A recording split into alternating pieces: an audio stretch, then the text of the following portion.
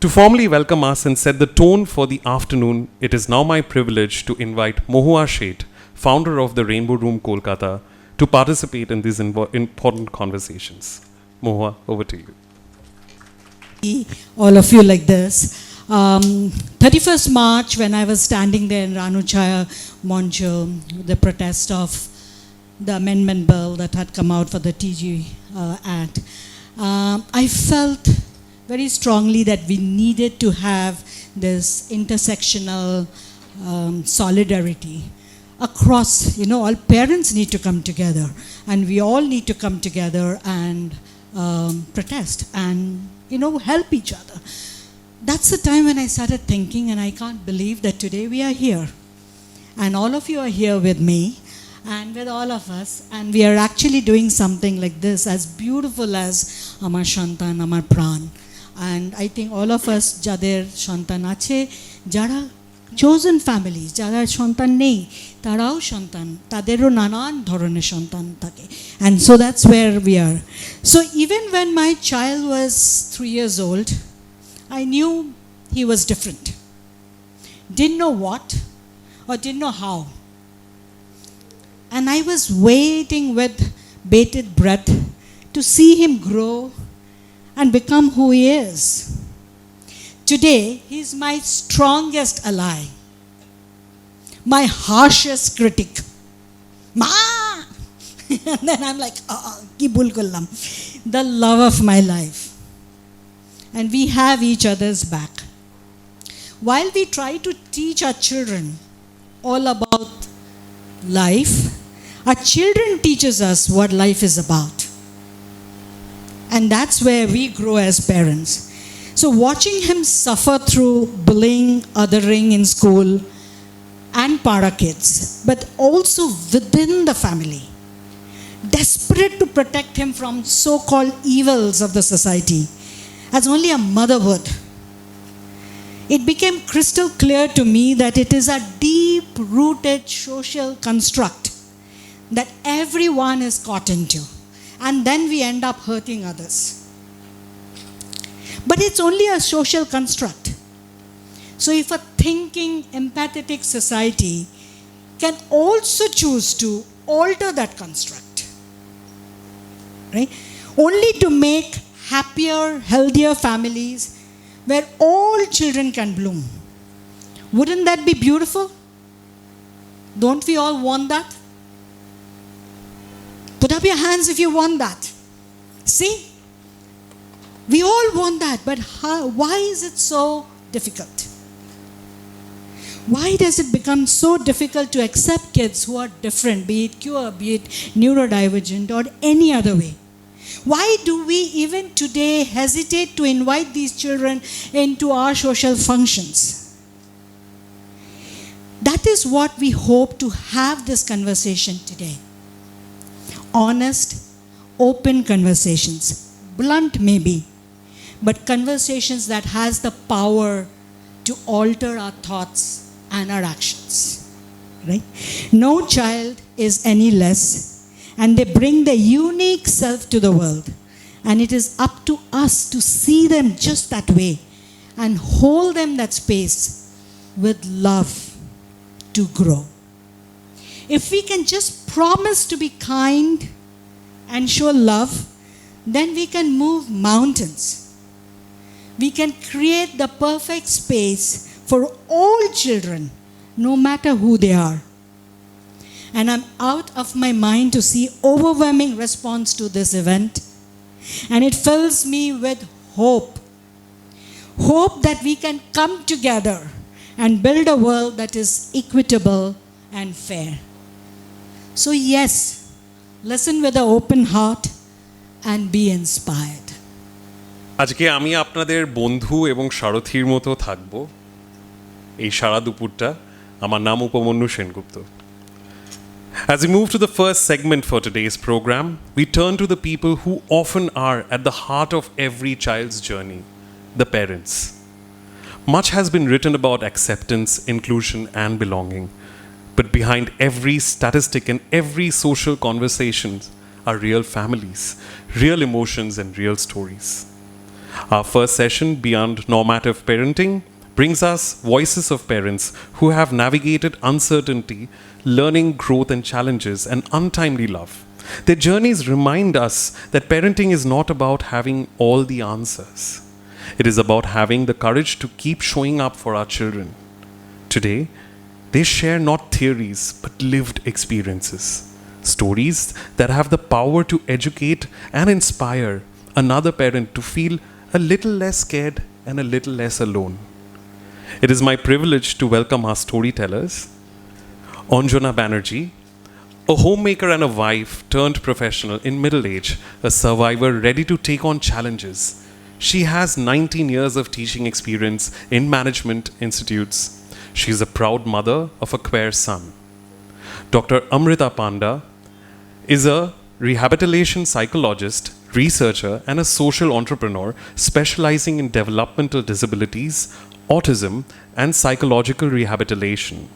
She is the founder of Deep Ranjoni Foundation. She has chosen solo parenthood by adopting an 11-year-old non-speaking girl with autism.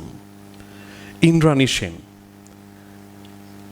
a septuagenarian with 50 years of work experience in advertising and communication industry, is the proud mother of a queer daughter with a trans man partner and a daughter. She's been negotiating and managing social interactions over the last 2 decades. May we listen not only with our ears, but with our hearts. We would like to welcome you all to the stage. Good afternoon and hello everybody. I am Anjana Banerjee. My son, Shambuddha, is queer, and my journey as the mother of a queer child started rather late. My son was always a little different from usual sons as we see them. Not into sports, very emotional, much more interested in cooking and playing games with his sisters than in anything masculine, as we call them. And as such, he was singled out, even by his father. Not man enough, not good enough. But when he was going through this journey, I really didn't know that he was queer. All I did was try to tell people he is what he is. Let him grow up the way he wants to grow up. That was my contribution till he graduated, did his doctorate degree, went abroad for postdoctorate. I was still unaware that he's a queer child.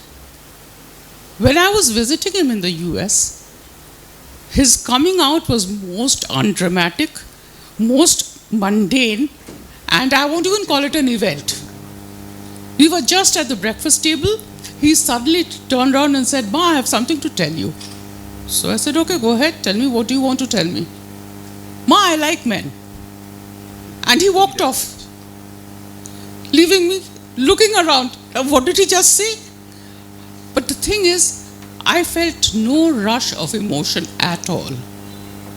What I felt was sort of a relief that he had the courage and the trust to tell me this at this age. That started my journey. In the beginning, of course, I thought, okay, my son is gay.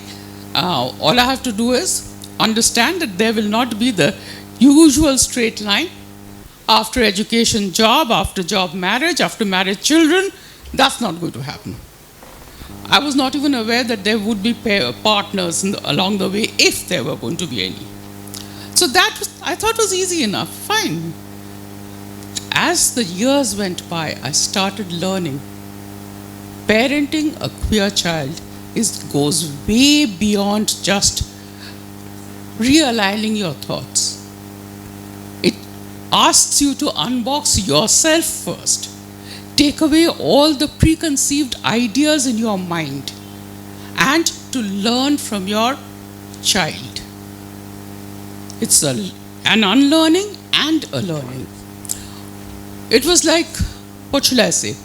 One moment, both of us were fine. We were getting along very well. I was doing everything that seems to be okay for him. And I felt pretty confident. the next moment I would see him getting angry or shouting at me. Now, what did I do wrong? Why did he get upset? I slowly learnt the importance of words, how words could go into his mind and, trigger certain memories. How using a wrong pronoun could hurt. Today I don't say he, I say they for him. Because my child says I have 3 pronouns: he, she, they. So I said it's best to say they. That's easier for me. You can choose whichever you want to, at whichever moment you want to. So that was one learning. The second learning came again through him. Remember, this was in 2011 when I had no idea that there was a community in Kolkata. When I came back, it was my son again who told me that there is going to be a pride walk. Do you want to join? That is when I met the community. And the community really opened my eyes to what they go through. You see, I was with them for 3 hours, 4 hours. The whole atmosphere was of a community who knew what they were thinking, knew what they were doing. I was the outsider. I had to look around and try to learn from what is happening. And that told me this is what they go through day after day, year after year, living in a heterosexual society which tells them this is not the way you should be behaving. This is not the way you should be thinking. That really brought me into their community.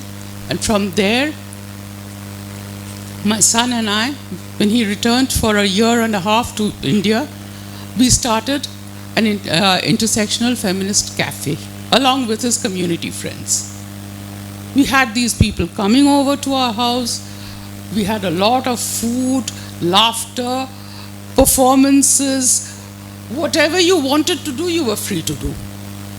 So that was my journey. Today, again, I'm still with my son, who is still alone, and that is one of my greatest fears today. That when I go, I don't know who will be there by him. Because even relatives who say, oh, it's okay. He might be gay, we don't mind. You don't have to mind or not mind. That is not what we are asking you to do. We are not saying you can accept.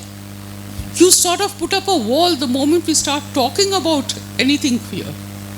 That hurts. That excludes us.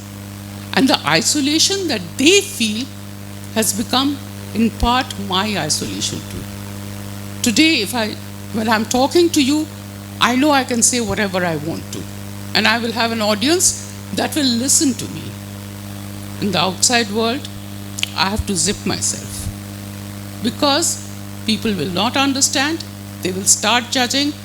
I don't mind being blamed. I don't mind being targeted. But I don't want my son to be targeted. That is why I have to be careful. So that is my journey. I'm still learning, still growing, and I hope to keep growing as long as I live. Thank you. Thank you so much, ma'am. We now welcome Dr. Amrita Panda. Over to you. আমার নাম অমৃতা। আমি যেমন উপমন্যু বলেছেন মানসিক স্বাস্থ্য নিয়ে কাজ করার চেষ্টা করছি। আজকে আমরা আমার সন্তান আমার প্রাণ এই আলোচনায় এসেছি। আমার মনে হয় যে আমি মহুয়াকে বলেছিলাম যে আমি খুব একটা কমফোর্টেবল নই এই বিষয়ে পাবলিকলি কথা বলতে। মহুয়া আমাকে বলেছিল যে এটাই বলো স্টেজে। কারণ আমার মনে হয় যে আমার journey as a parent, as a mother শুরু হয়েছে, আমি আমার মেয়েকে অ্যাডপ্ট করেছি গত 3 বছর আগে, কিন্তু আমার জার্নি অ্যাজ আ প্যারেন্ট শুরু হয়েছে আমার 20s থেকে, প্রায় 26 বছর আগের কথা বলছি, এবং মা হতে না পারা থেকে, জার্নিটা শুরু, এবং সেই জার্নিটার একটা ভয়ঙ্কর কষ্ট, বারবার সমাজের চোখে আঙুল দিয়ে দেখিয়ে দেওয়া যে you are not a woman enough, you are not complete enough, এবং সেই জানানোটা, সেই বলাটা এত তীব্র এবং এত র্যাম্পেন্ট যে কোথাও ভীষণ আত্মবিশ্বাস নিয়ে বড় হয়েও মাঝে মাঝে নিজেকে প্রশ্ন করেছি যে আসলে কি তাহলে সত্যি I am not a woman enough, কেউ সঙ্গে থাকছে না, I am not a woman enough. এই করতে করতে জার্নিটা চলেছে, অনেক দিন চলেছে, কাজকর্ম করেছি। আমার নিজের একটা প্রচণ্ড রকম ক্রনিক ইলনেস, যেটা আমাকে 30 বছর সারা পৃথিবী ঘুরিয়েছে। প্রায় যখন 16 বছর বয়স ছিল, বাবা মা ভেবেছিলেন যে আমি হয়তো এরপরে আর বাঁচবো না, এগোতে পারবো না, মাধ্যমিক পরীক্ষাটাও কোনোদিনও দিতে পারবো কি না সন্দেহ ছিল। সেখান থেকে যখন পিএইচডি থিসিসটা সাবমিশন হলো, যখন কাজকর্ম এগোলো, তখন বোধহয় একটু বাবা মায়েরও বিশ্বাস হলো যে তাহলে আমি এগোচ্ছি, তাহলে আমি আছি, তাহলে আমি বোধহয় খানিকটা আমার সমস্ত চ্যালেঞ্জ ম্যানেজ করে এগোতে পারছি। এই করতে করতে আমার প্রাথমিক কাজ রিসার্চ ডোমেনে, নিজের রিসার্চ করার সময় সারা পৃথিবীর যেগুলো টপ টিয়ার মেন্টাল হেলথ কনফারেন্স, সেখানে যখন নিজের কাজ প্রেজেন্ট করছি, একটা জিনিস খুব স্পষ্ট করে বুঝতে পারলাম যে ডেভেলপিং এবং ডেভেলপড কান্ট্রি ডিসেবিলিটি ফিল্ডে আমার রিসার্চ, যে রিসার্চ করছেন তার সাথে আমার দেশে, আমার মাটিতে, আমার ছেলেমেয়েদের যাদের কোনো রকম প্রতিবন্ধকতা আছে, তাদের জীবনের আসলে যোগটা খুব খুব দূরে, যোগ নেই, আমার মাটির সাথে তার কোনো যোগ নেই। এবং সেই সময় রিসার্চ ছেড়ে সোশ্যাল সেক্টরে জয়েন করা, কাজ করা, হাতে কলমে ঝাঁটা বালতি জল নিয়ে নেমে পড়া এবং কাজ করতে শুরু করা, কাজ শেখা। এবং এই প্রসেসটায় যখন কোনো একটি সংস্থায় আমি 250 ছেলেমেয়ের একটি সংস্থা হেড করতাম, 250 বাচ্চারা যাদের অটিজম আছে, এইরকম একটি সংস্থা হেড করতাম। আমাকে পেরেন্টরা বারবারই বলতেন যে আপনি আমাদের সমস্যা কী বুঝবেন, আপনি তো পেরেন্ট নন, আপনি এদিকে পেরেন্টও নন, এদিকে স্পেশাল বাচ্চারও পেরেন্ট নন, কাজে আপনি আর কি বুঝবেন। আমি দেখলাম যে এই যে আমি এত আন্তরিকতা নিয়ে ভালোবেসে অন্তত বোঝার চেষ্টা করছি, আমি কোথাও এগোচ্ছি না, মানে আমি কোথাও যাচ্ছি না।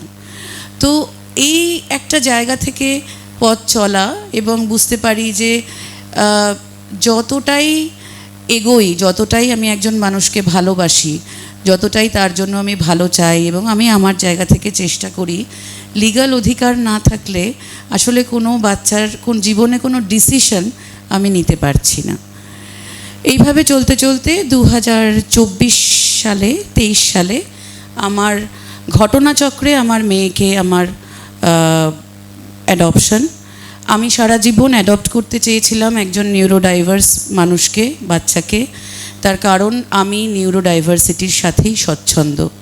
নিউরোটিপিক্যালিটি আমাকে ক্লান্ত করে দেয়, কারণ নিউরোডাইভার্সিটির সাথে যখন থাকি ওদের আসলে আনন্দ হলে সামনে আনন্দ, দুঃখ হলে ওরা কাঁদে, রেগে গেলে ওরা হাত পা ছড়ে মারে, চিৎকার করে, ছুরিটা মারলেও বুকে মারে, চোখে চোখ রেখে, পিঠে মারে না। কাজেই ওদের সাথে অনেক অনেক স্বচ্ছন্দ নিজেকে মনে হয়েছে সব সময়। সেরকমই সময় ঘটনাচক্রে আমার মেয়ে, ওর নাম দিশা সিং, দিশার ফ্যামিলি ওকে আর দেখবে না স্থির করলো। ও নন স্পিকিং অটিজম, ওর 11 বছর বয়স তখন, প্রচণ্ড অ্যাগ্রেসিভ বিহেভিয়ার্স এবং প্রচণ্ড রকম মানে সব প্রতি মুহূর্তে লাইফ রিস্ক। তো এইরকম একটা সময় ওরা ঠিক করলেন যে ওরা দেখবেন না, সরকারকে ছেড়ে দেবেন। এবং সেই সময় আমার মনে হলো যে এটা আর আমি হতে দিতে পারবো না। দিশাকে আমি খুব ছোট্ট বয়স থেকে আমার আগের ইনস্টিটিউটে চিনি এবং তখন আমি লিগ্যাল ডকুমেন্টেশন করি। আমার সৌভাগ্য, আমি সোলো প্যারেন্ট, আমাকে আমার অ্যাডপশন নিয়ে লড়তে হয়নি। আমি মাতৃত্বের কথা নিয়ে আজকে আমরা কথা বলছি। আমার মনে হয় যে মাতৃত্ব এমন একটা বিষয় যেটা শুধু মায়েদের মধ্যে থাকে এমনটা নয়, সেটা বোধহয় বাবার মধ্যে, পরিবারের মধ্যে, সাধারণ মানুষ, বন্ধুত্ব, সব জায়গাতেই মাতৃত্ব একটা কোয়ালিটি যেটা বিভিন্ন মানুষের মধ্যে বিভিন্নভাবে থাকে। এবং আমার মনে হয় আমি আমার মেয়ের ক্ষেত্রে আমি ওর পেরেন্ট। আমি ঠিক কতটা মা হয়ে উঠতে পেরেছি জানি না, কারণ মা, বাবা, বন্ধু, ভাই, বোন সব কিছুরই প্রায় রোল একসাথে করে যেতে হয়। এবং ওর কাছ থেকে আমার শেখা, আসলে ও নন স্পিকিং কিন্তু ও নন কমিউনিকেটিং নয়। এবং আমি নিজে সারা জীবন আমার একটা গান বাজনার অতীত থাকার জন্য সারা জীবনই নীরবতায় খুব স্বচ্ছন্দ। আমি খুব খুশি যে আমার মেয়ে নন স্পিকিং। তার কারণ আমার মনে হয় কথা বলে আমরা যতটা প্রকাশ করি তার থেকে অনেক অনেক বেশি কথা না বলা মানুষের কথা যদি আমরা শুনতে চাই, যদি আমাদের ইন্টেন্ট থাকে শোনার, সেই শোনাটা অনেক বেশি জোরালো হয়। আমাদের দুজনের, আমরা যে একসাথে থাকি, কখনো মনে হয় না যে আমরা কথা বলছি না বা কোনো কমিউনিকেশনে অসুবিধা। নিশ্চয়ই মাঝে মাঝে আমি বুঝতে পারি না যে ও কি বলতে চাইছে, এবং আমি খুবই শিওর যে ও বুঝতে পারে না আমি কি বলতে চাইছি। কাজেই আমরা চেষ্টা করি কমিউনিকেশনটাকে সুন্দর করার।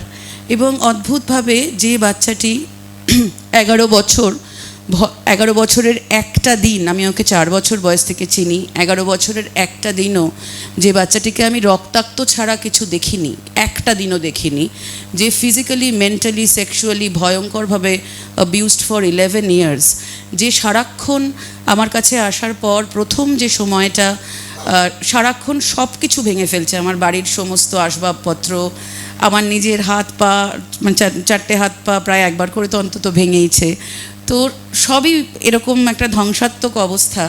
সেই বাচ্চাটি আজকে 3.5-4 বছর বাদে সে কিন্তু আজকে শান্ত হয়েছে, সে খুশি বাচ্চা।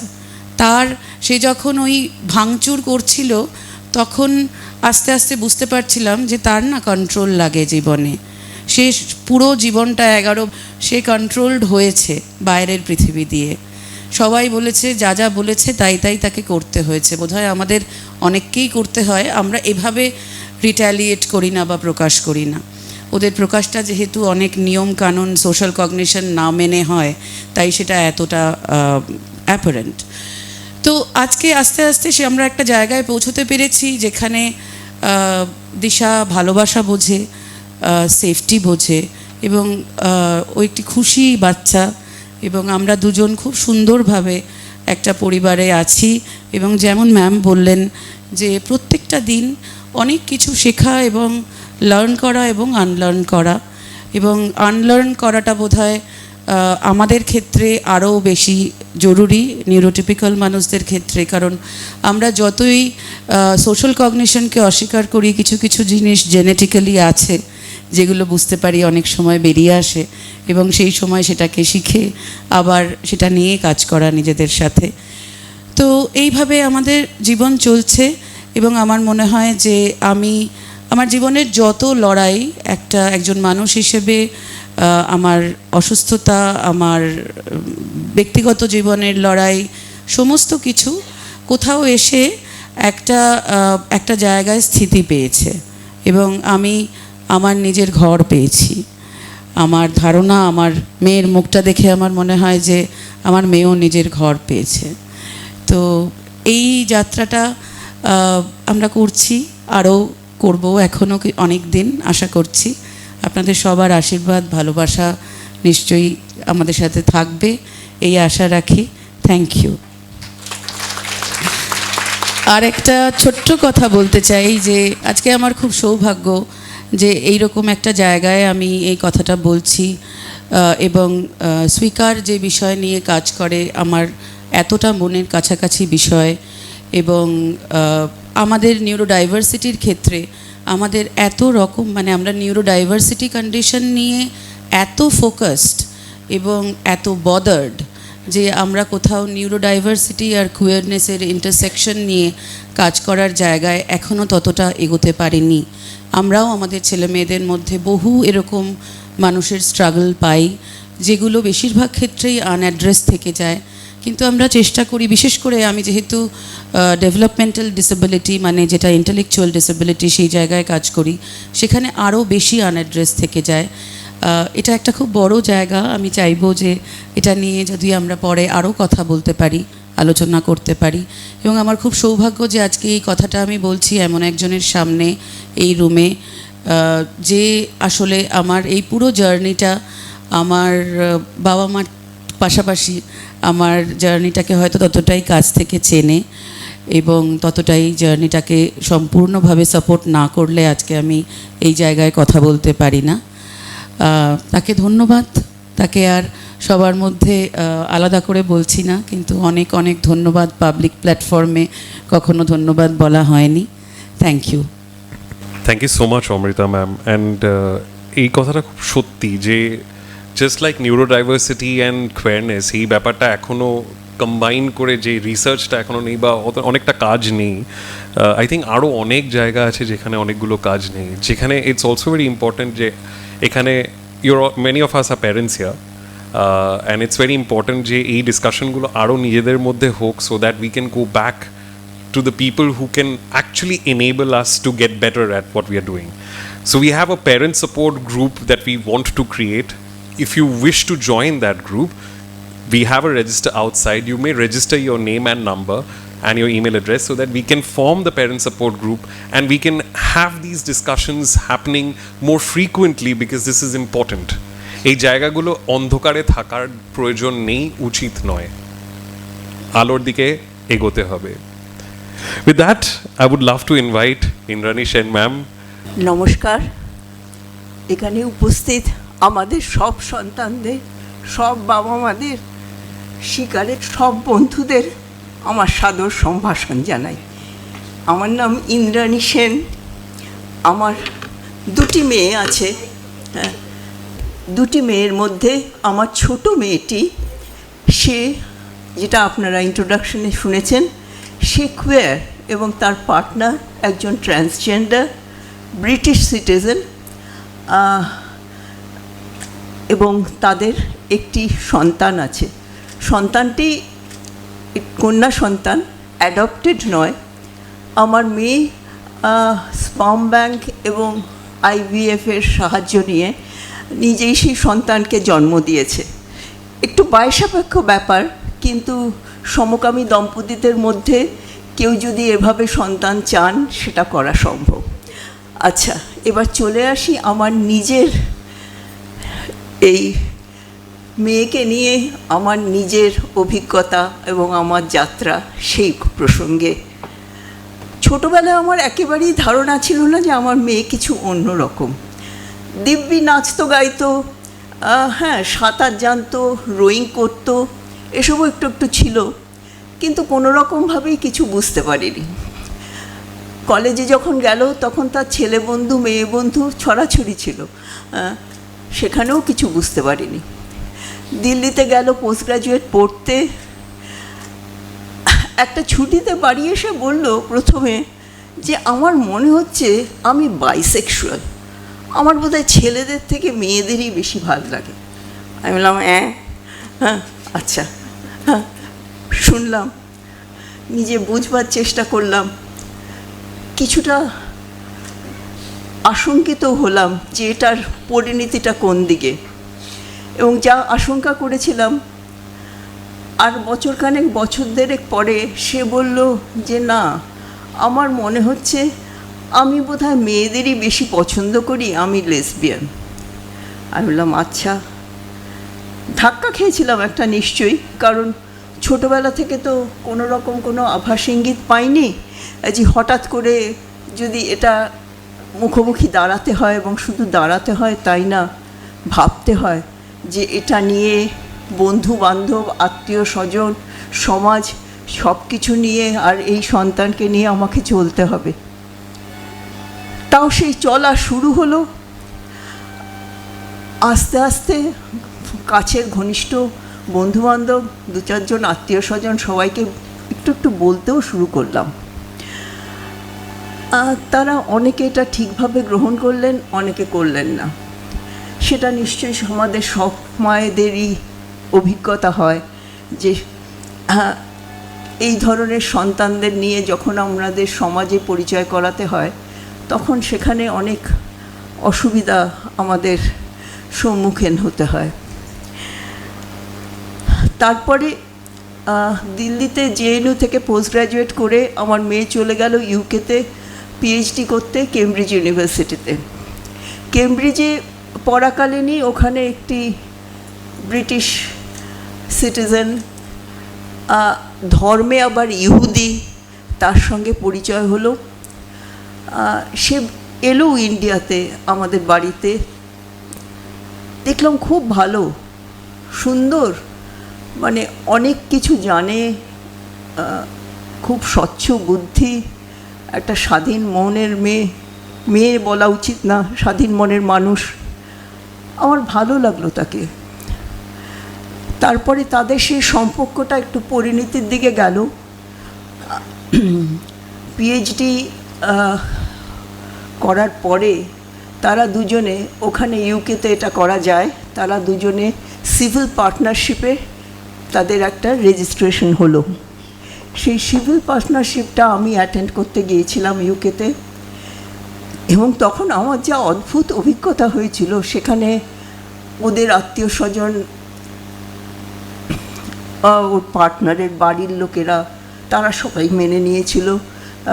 আরও কিছু আত্মীয় স্বজন, আমাদেরও কিছু আত্মীয় স্বজন যারা ইউকেতে ছিলেন, এবং ওদের অনেক বন্ধুবান্ধব, তারা সবাই সেখানে নিমন্ত্রিত ছিল।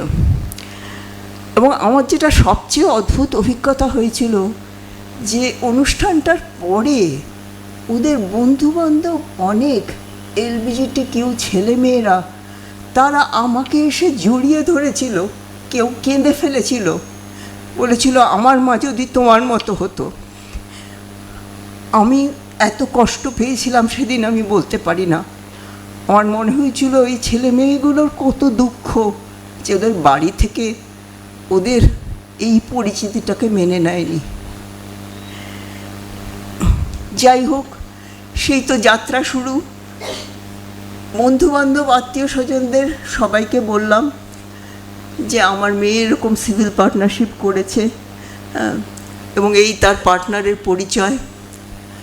আমার বন্ধুবান্ধবের মধ্যে অনেক উচ্চশিক্ষিত বুদ্ধিজীবী সব লোকজন আছে।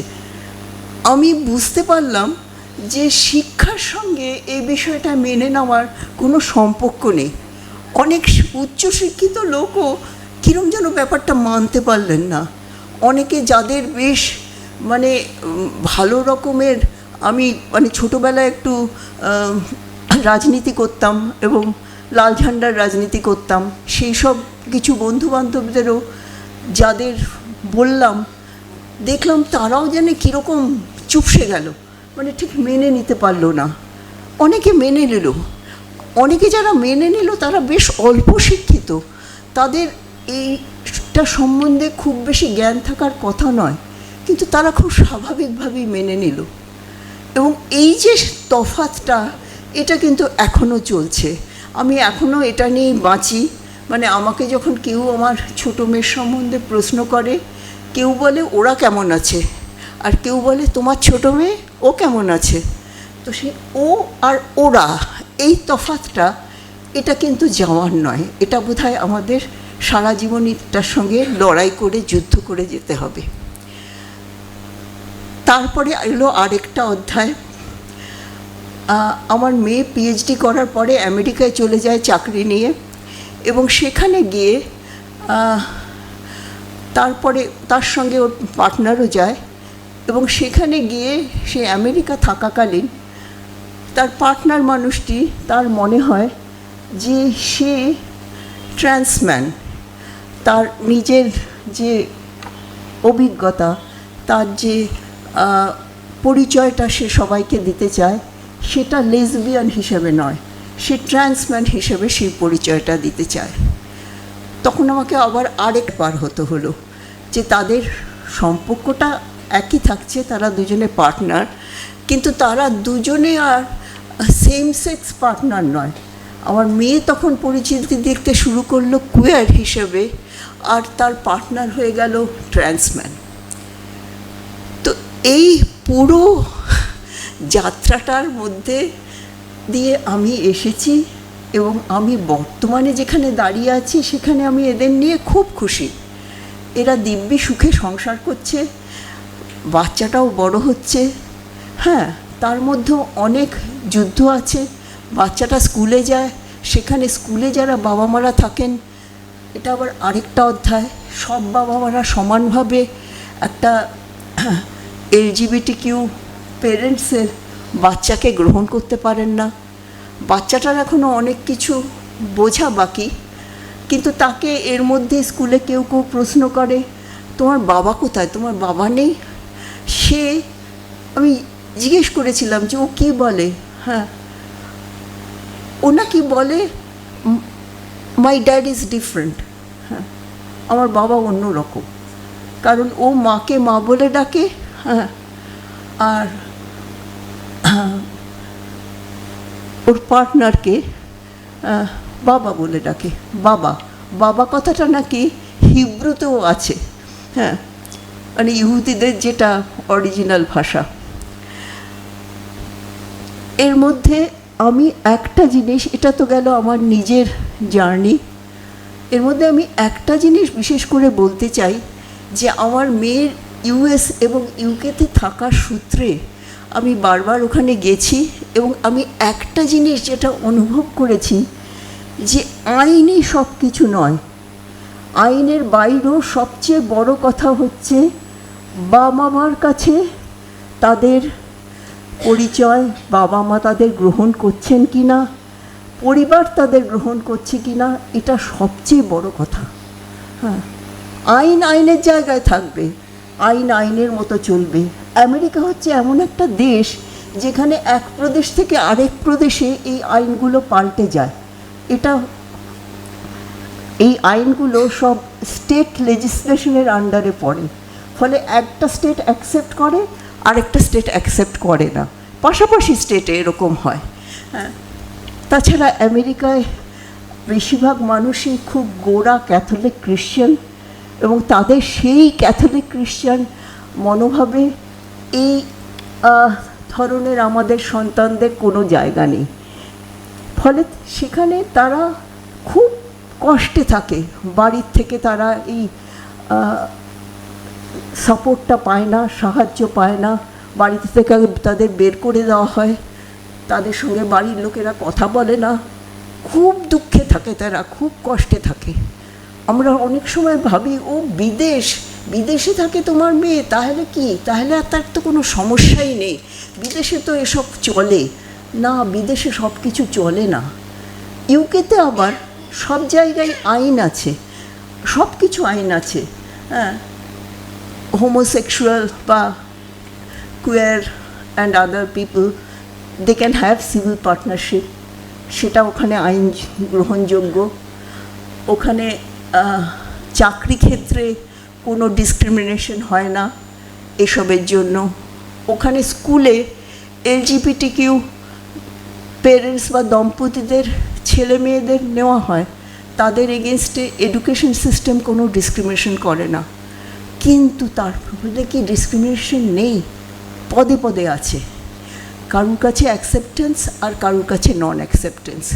এবং সেই যে ডিসক্রিমিনেশনটা, এখন সেটা ভুগতে চলেছে আমার 6 বছরের ছোট্ট নাতনি।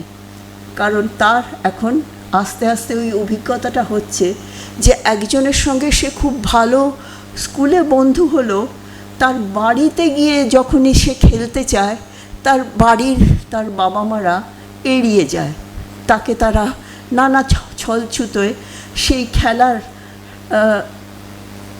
জন্য ওরা বলে প্লে ডেট, সেই প্লে ডেট আর সে সেই বন্ধুর সঙ্গে পায় না। ফলে আমার যেটা অভিজ্ঞতা, যেটা আমি এখানে সবাইকে বলবো, যে আমাদের দেশে আইনের সঙ্গে আমাদের এখনও দীর্ঘ লড়াই করতে হবে। সেই লড়াই আমাদের লড়ে চলতে হবে। কতদিনে সেটা আমরা সব কিছু পাবো আমরা জানি না, কিন্তু আমরা যারা বাবা মা, আমরা যারা পরিবার, আমরা যদি আমাদের সন্তানদের, আমাদের প্রাণদের বুকে টেনে নিই, আমরা যদি তাদের সাহায্য করি, আমরা যদি তাদের সঙ্গে থাকি, তাহলে আইনি যে সমস্যাটা সেটাও কিন্তু আস্তে আস্তে অনেক দূর হয়ে যেতে পারে। নমস্কার। সুন্দর একটা জিনিস, যেটা অনেকেরই একটা ধারণা থাকে যে বিদেশে গেলে সব ঠিক আছে। You go to the States, you go to the UK and it's much better there. ইন্ডিয়াতে কিছু হবে না। But the matter of fact, যেটা আমরা সবাই জানতে পারলাম, যে দেশ বিদেশ ম্যাটার করে না, acceptance from the family, from the parents, এটা বিশাল বড় একটা জিনিস। আর এই প্রবলেমগুলো সব জায়গায় আছে। আমরা একটা ঝাঁ চকচকে জিনিস দেখতে পাই অন্য দিক থেকে, কিন্তু সামনে গেলে জিনিসটা অন্যরকম হয়ে যায়। অনেক অনেক অনেক ভালো লাগলো এই গল্পগুলো শুনে। আর এগুলো কতটা ইম্পর্ট্যান্ট আমরা হয়তো এখানে না আসলে বুঝতাম না, কারণ কি অনেক ধারণাগুলো ভেঙে গেল, তাই না? তাই বেশি দূরে না গিয়ে একটা ছোট্ট উপহার দিয়ে সবাইকে আমরা একটু ধন্যবাদ জানাতে চাই। আমি পবনকে ডাকছি স্টেজে। প্রথমে অঞ্জনা ম্যামকে ডেকে নেব।